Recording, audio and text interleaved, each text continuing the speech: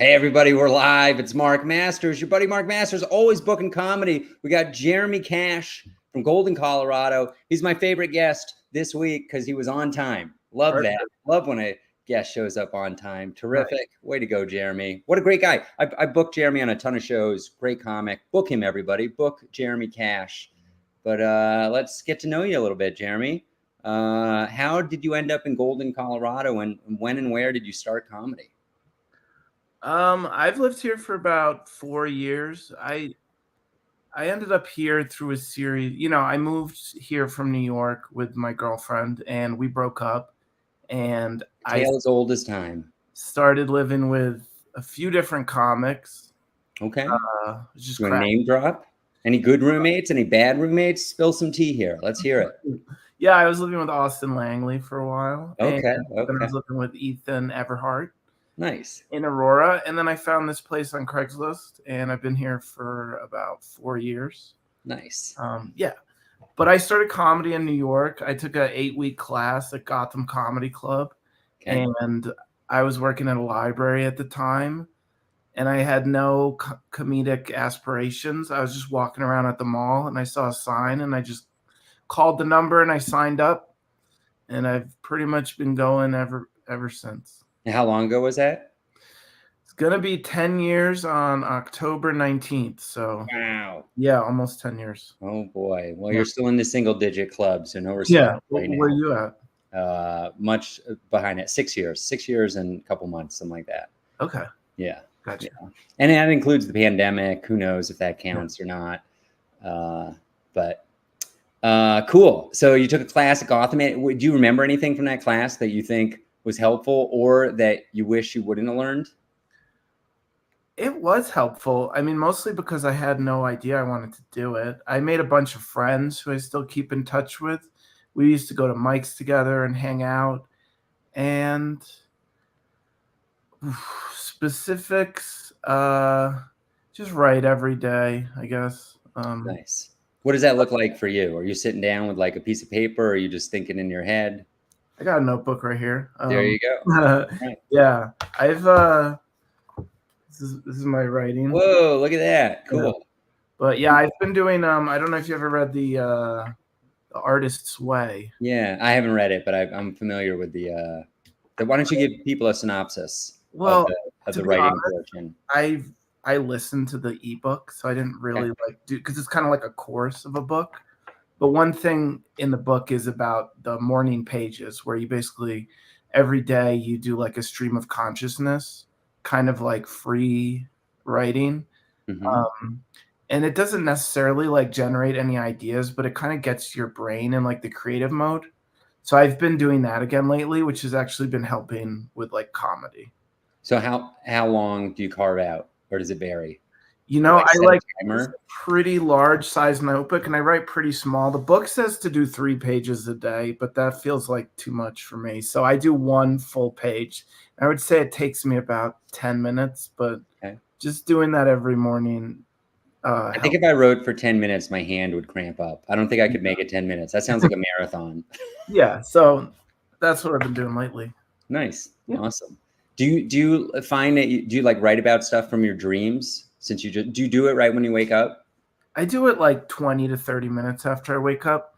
Okay. I find like sometimes I'll have a dream about a joke I think is funny, and then it's usually never good. It never works. So yeah, I've never had good luck translating a dream into a bit. Okay. Never. Nice. Did you do a bringer show at the end of that Gotham class, and was anybody famous on the show? We did a class show, which was great. But then a few months later, after I started doing open mics and like making my rounds around the city, I did my first bringer show at Broadway Comedy Club in March. So I was about 5 months into comedy. And this show had 25 comics on it. Every comic was new. Every comic had to bring 5 people.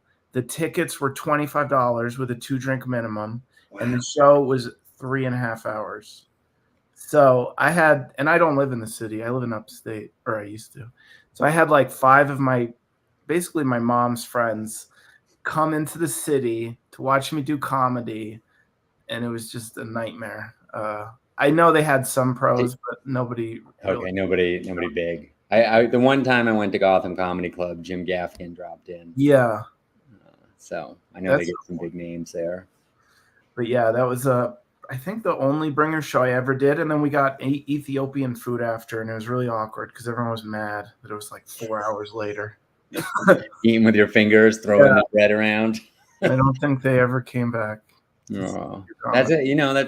It's a everybody has that story pretty much in one way or the other.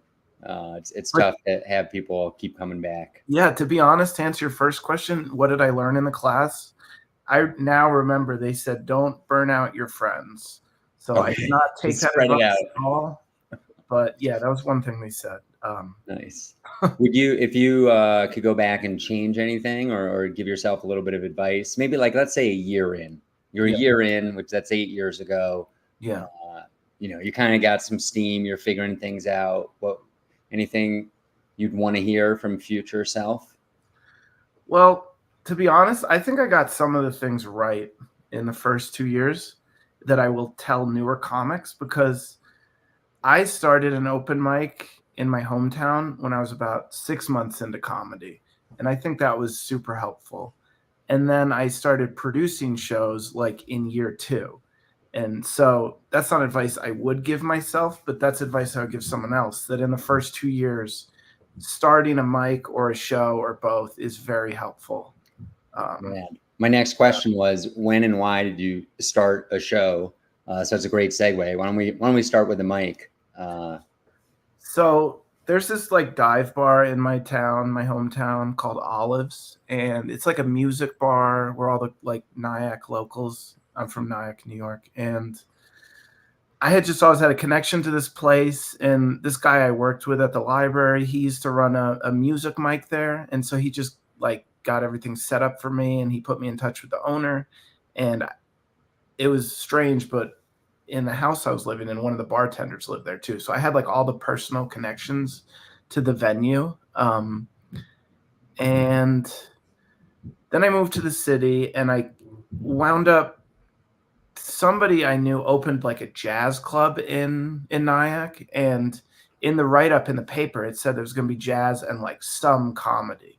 So I got in touch with her, and they gave me a chance too. So right away, I was like producing some really cool shows. And that was one thing I learned, that like producing shows when you're new in your hometown is like definitely the way to go, as opposed to like, because I also produced stuff in the city, which was much more challenging. Yeah. Like when I was like 3 years in. Can you elaborate on why? I mean, I know that's my bread and butter, is running shows in small places far away from the big city. But can you elaborate on why it's challenging? Well, because you don't know anyone. Like when you're in your hometown, you just have like your friends and family you grew up with. Like they live in the area and they're gonna come see you. So it's easier to like have that like group of people that are gonna fill the room. And then like in the city, I was doing a show on 14th Street at like a tiki bar in Manhattan where I literally knew nobody. So it's just like, how do you get people to come to that? And I used to do an open mic there. It was called the Unemployed Mic. It was at 3 p.m. Monday through Friday.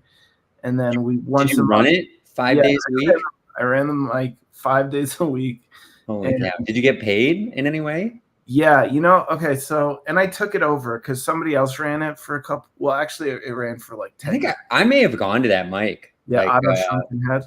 Yeah, I've absolutely been to that mic. Cool. That's the first time I was like a year into comedy. Mm-hmm. I told a joke and I used the words King Supers in the joke. And as I was about to say it, I was like, oh, these people aren't going to know what King Supers is. It was the first time I realized jokes don't travel if you don't think about it.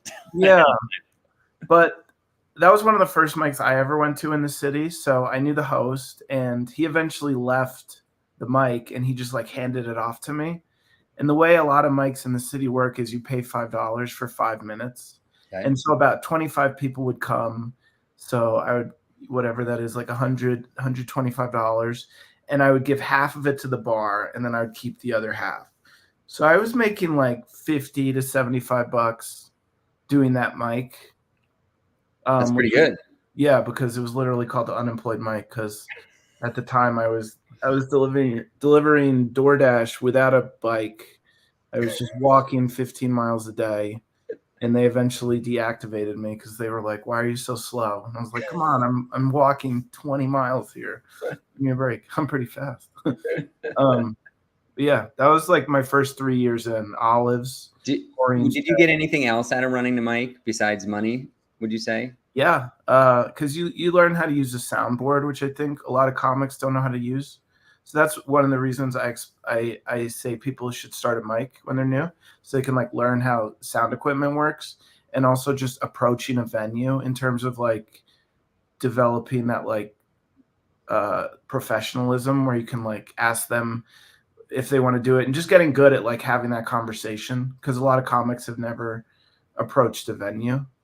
So yeah, it helps in terms of like business and also like just knowledge of what it takes to run a show. Nice. Yeah, and that's super helpful when you literally have no idea what you're doing. Would you get a lot of out-of-towners at that mic, or were they mostly At local? Otto's? Yeah.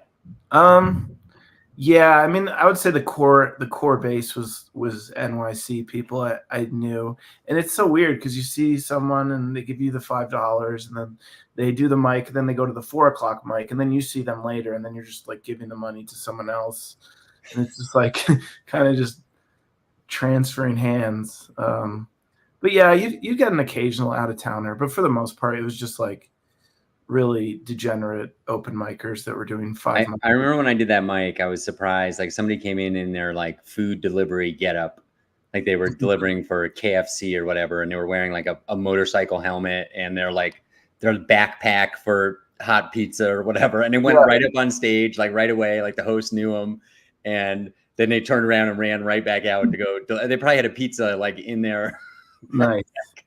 That's where I met Usama, though, who did your Vale Comedy Festival. He used to come, Siddiqui? yeah, he used to come to that mic. Oh, so funny! Holy crap! Yeah. Was he ever not good? No, he was always the best open micer I had ever seen, and you know that was like 6 years ago. So Yeah, he was always just like way above everyone else. huh? That's amazing. Yeah. All right, so you're running show. Let's talk about advantages of running shows versus a mic. Anything extra you get out of that? Yeah, I mean, because when you're running a mic, you're just going up on stage 25 times for 30 seconds, just like saying, "Coming to the stage next," you know. So it's more of just like going through the motions when you're hosting a mic. So I feel like hosting a show is more of an authentic comedy experience as a performer. But I think hosting a mic first makes sense because you're just kind of like getting comfortable, even just saying anything. But yeah, hosting a show is much more just closer to actually being a comedian, I would say. Like, I don't even think you really need to be a comedian to host an open mic. Right. You could probably just. All right. Let's dig into. I did a show last night, and you weren't directly mentioned, but you were kind of mentioned as a prolific showrunner. I'm exaggerating a little bit for the benefit of this, but like you run shows in very interesting places and different kinds of shows. So let's fast forward to today. It's 9 years later. You're in Colorado. You're bringing that show running attitude, which is perfect for this this discussion. Tell us about the shows you're running, what you're excited about, what you're learning, that kind of thing. Well, to be honest, when I first moved out here, I was kind of like, I've produced and run so many shows in New York. I want to try to perform on other people's shows. And I sort of took a few years off of it. And then I did a show with Matt Greenwald, who I think you know, and it was at this like housing development, and it just went really well. Like 80 people came to the show, and it was the first time I'd ever met him, but I was like, I really like this idea. I want to do this somewhere else, but I don't want to step on your toes. And he was like, well, why don't you just help me? Because he's like a newer comic. He's in sales, but he didn't like really know the comics in the area. So me and him for the past year or two have been producing a bunch of shows all over. And I did a show at the Golden Hotel for several months, which was originally my show, but we later just sort of started doing that together too. So yeah, those are the kind of shows I've been producing lately. Hotels and kind of like upscale housing places, which are not always the greatest, but the Let me just walk through some of the logistics. Like at yeah, these, let's call them like an HOA show. I think that's yeah, that's a good way to put it. at the HOA show. Are the audience members paying, or are you just getting an entertainment budget and it's free, No, or does it vary? Or it's free for the residents, okay, because basically all of them have purchased $600,000 houses. So the community has extra money to throw $300-400 to us.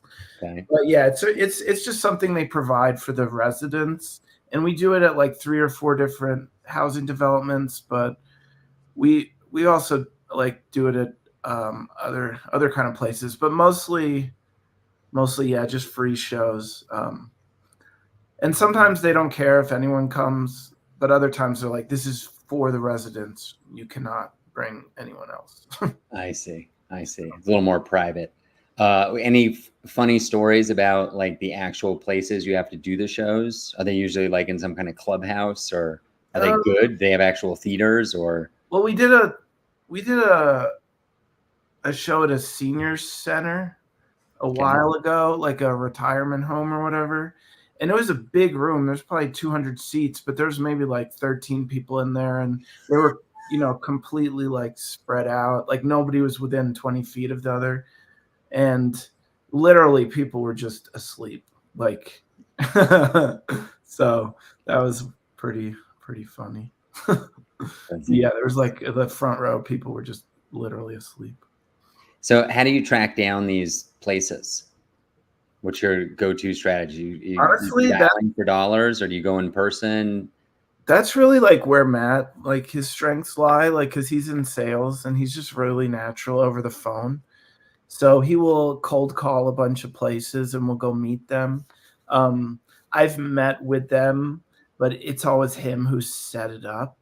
Okay. And so, yeah, we will like go meet in person and discuss the logistics, but he's way better at it than me. Like when I was doing this, I would be like, so you guys want to do a show? And they'd be like, no. And then he's just like, the way he talks is just like, all right, so we'll do the show in November. And they're just like, okay, how much do you want? And so he's just much better at talking in like definitive statements. He's got the Jedi mind tricks. Yeah. So to close a show. Nice. Let's talk about equipment. Do you bring the equipment to these shows? Yeah, if you can see over here, actually, the PA, it's hilarious. Yeah, all my stuff is in here. Like I got a stage over there. You can't really see it. It's the one you recommended, actually. Nice. But yeah, we have 2 setups. We have like a curtain that we set up that kind of goes like that, and it's really tall. And yeah, we have a PA system and mic stands. But yeah, we bring all this stuff. Occasionally they will have like a Bluetooth mic. Mm-hmm. I always try to avoid because I just have had multiple bad experiences with those. But sometimes they're just like, this is what we have, this is what we're using. But I like to have a plugged in mic, in my opinion. Switching topics for a little bit. You're in Golden. For people who don't know, Golden's, what would you say, 20 minutes from Denver? Yeah. So it's a suburb of Denver. What's it like? Halfway between Boulder and Denver. So yeah. So what's it like being a comic not living in Denver? Is that a hassle? Is it like, is there a comedy scene in that small town? I recently heard that Boulder doesn't have any mics anymore. Yeah, Boulder just lost 2 mics, but I like it, just because living in the city is kind of like a little more stressful. So I like coming home and just being able to park on my block and not having to worry about anything like that. It was the same thing when I lived in New York. Like I much preferred living in the suburbs and commuting to the city as opposed to living in Queens. So yeah, I don't mind like 20-minute drives to Denver. Like as soon as this is over, I'm gonna go to Denver. So nice. Do open mic. How often are you? So you're 9 years in. How often are you going to mics versus shows, etc.? What's your strategy on that? I think anywhere from like 6 to 10 times a week is how much I do comedy. And I would say it's really like one a day is like probably 7 is the number, but I like to shoot for like something like 7 to 10 if I can. And if I'm doing like shows, then I won't do a mic that day. But if I don't have a show, I usually do mics on that day. But recently we've like lost Friday and Saturday night mics out here. So on like sometimes I won't have a show and then I'm just like kind of out of luck. So Will you go to a show and just watch? yeah, once in a while. And that's another piece of advice that I give new comics. Like after setting up a mic and a show, I say like go support shows because that's a really good way to just network and get booked. Yeah, right on. Yeah, I will once in a while go to a show. Nice. Let's see. Favorite mic in the Denver area? I think it's tonight. I think it's Rover. Rover's great. Yeah, that's been going the whole time I've been here. So Yeah. longevity. I like that. Oren B. Shout out to Oren B. That was the first mic I ever did. That's where I remember you coming. You used to come there a bunch. I was not very good. And no, I remember you going to that mic and you had the book. Yeah. Or I always introduced you with the book. Yeah, that's funny. All right, let's see. What else can we talk about? How about road stuff? Well, I wrote down a few things on this in this notebook, just as per your email. I recently did a show at the Oriental Theater with Steve Hofstetter. We don't call it that anymore, sir. Yeah, that's actually the joke I opened up with. Okay. Is that something like? Were you about to say Hofstetter? Yeah. Oh, really? He posted on a Facebook group and somebody tagged me in it, and he was like doing like a 30-city tour, and he was like looking for local comics for each city to open or just do 5 minutes. And that's the kind of thing I normally don't even respond to, but somebody just tagged me in it that like is actually a friend of mine. And so I filled out his Gmail thing and I sent him my tape. And 2 months went by, and then he added me on Instagram, and I was like, that's a good sign. And then he just messaged me. He was like, do you want to do the show? So that was actually really cool. How far in advance did he ask you? Just a couple days? Maybe like 10 days. Okay. All yeah, right. Because this is a crazy small world story. He asked me 2 days ago to do that same thing tonight in Indianapolis. Okay. Yeah. And I honestly, I would have done it, except I have to pick up a headliner at the airport in Denver tomorrow, and it's too risky. My flight might get delayed on the way back. But that was a really good experience. It was fun. And what other Denver comics were on that? It was just me. Oh, no way. Cool. Yeah. How much time did you do? It was just literally like 5 minutes, honestly. Okay. But he had 3 camera angles and gave me a tape and sweet. Did like a meet and greet with the fans after. It was just a fun night. That's cool. Did he sell it out? It was packed. I don't know if it was like literally a sellout, but it was a very full show. Huh. That's rad. That's a pretty cool story. Do you think you'll work with him again? Do you have any idea? And it turned out he was like a Mets fan, and his dad is from the town across the river from where I grew up. So we had like a lot in common. Nice. Too. Yeah, in terms of like baseball in New York and growing up in the area. That's rad. Yeah. Cool. Any other road stuff? Well, one of my coolest stories ever is when I was like maybe 2 or 3 years in, and I don't know if you've ever heard of Levity Live. It's in West Nyack, New York, and I'm from Nyack. And I was at the Starbucks, and I knew the manager at the club, and he was telling me, anytime you want to come watch a show, I can get you in for free, blah, blah, blah. And Doug Stanhope was coming a few weeks later. So I said, hey, can I come to that? And he said, yeah, sure. We might not have a seat for you or whatever. And so I went to the show, and I'm really new. I'm like two years in tops. And they did have a seat for me. I was like right in the front, and I was just like eating nachos, and like Doug goes on stage and starts doing announcements, which is like not a normal thing for like a headliner to do at their own show. He's just like doing the host announcements. And then he's like, we don't normally do this. And this guy has like no idea we're about to do this. But yeah, he just like calls me up to stage. And I'm I like, used to dream about that when I was like starting in comedy. Like I'd be at shows, I'd be like, maybe they'll ask me to come up on stage. it's crazy. And I was like, I'm like neurotic when I perform. I go to the bathroom like 20 times. And I was like eating nachos in shorts, just like, okay, like time to go. And so I went up on stage and he like whispered in my ear. He was like, all right, do 2 minutes and then introduce the feature. And I was like, I don't even know who the feature is. And yeah, it was wild. And a bunch of my friends were in the audience just because like that's our hometown and they were at the show. So I got a picture and yeah, that was just one of my coolest like early. How did you do? How'd it go? I mean, I thought I did well for 2 years. I mostly talked about like how I was wearing shorts and how you're not supposed to do that. So I was like riffing, which is kind of cool. But yeah, I sent him an email after and he got back to me and it was just like a pretty surreal moment. Even though it was just like 2-3 minutes, but that was pretty wild. Amazing. Yeah, that was a very cool story. So we kind of got to land the plane. I'm curious, like you're going to mics 6 to 10 times a week. You're grinding would be the word. Yeah. For that. What kind of goals do you have? Like, what do you hope? You're about to hit 10 years. Yeah. Like, where do you hope to be at 50? Is there like some kind of line in the sand at some point where like 15 years you hope to have X, or like what's? I mean, yeah, I was hoping to maybe do like an album recording for my 10 years, and just all the venues I've been in touch with haven't really made it happen.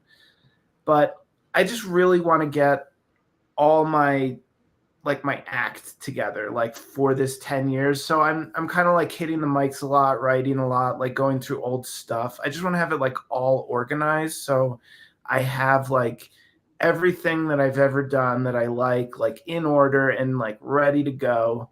And that's like for like the 10-year thing. And then after that, I don't really know. When I first started, I was like, I'm only going to do this for 12 years. I started when I was 28. I was like, I don't want to do it when I'm 40. But I'm also like, there's no way I'm going to quit comedy in 2 years. And I want to get more into like the writing side of things. I've thought about like maybe owning a club one day, but I still sort of have the dream of like road comic, like sleeping on couches. But the older I get, the more I'm like, yeah, I'm okay. Have you done any of that? Like going to Nebraska or North Dakota or? You know what? Like, it's interesting you said Dakota because I've been to South Dakota 3 times in the past 6 months for comedy, which is weird. I mean, it's not that weird because that's where Matt's from, but I've been there a bunch and, it's a good time. I've done comedy. A few years ago, I thought I was leaving Denver, and I put all my stuff in my car. I ended my lease, and I flipped a coin, and I was going to go west if it landed on tails, or east if it landed on heads, and it landed on whatever west. And I wound up going to 19 states and just checking out all these comedy scenes. And I did wind up just moving right back to Denver. But yeah, I've done quite a bit of road stuff a few years ago. Nice. Well, that's good that there's still like a romantic air to it. Yeah. Having experienced some of it. It is fun. I like getting out on the road. And like one of the best things about it, you go to Irish Rover, a lot of people have heard your jokes already, so you're constantly trying to do new stuff. It's maybe not quite as good.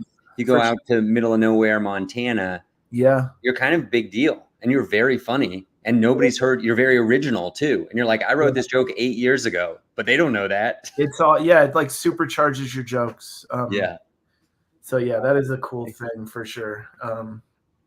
Nice. But yeah, that's sort of just the plan, just to maybe try to transition into more like writing and business side of things. Okay. I love it. This was very fun. Anything we didn't touch on that you wanted to talk about? I pretty much got everything on this list. I had one thing I wrote about. You had something about a story about a show I booked, and yeah, booking somebody and a booking win. Yeah. The booking one was the Steve Hofstetter thing. Okay, nice. But yeah, just last February I had a show at the Golden Hotel, and it just snowed like 30 inches over 10 hours, and I've never canceled a show the whole time I've been doing this. And I literally couldn't get my car started. And then like the neighbor kids like came out of their house and like helped dig me out. And I somehow got to the show. But yeah, that was just the last thing I had written down. Nice. Cool. All right. One last piece of advice for comics getting booked. You mentioned going to shows and supporting local shows. You got one other tidbit?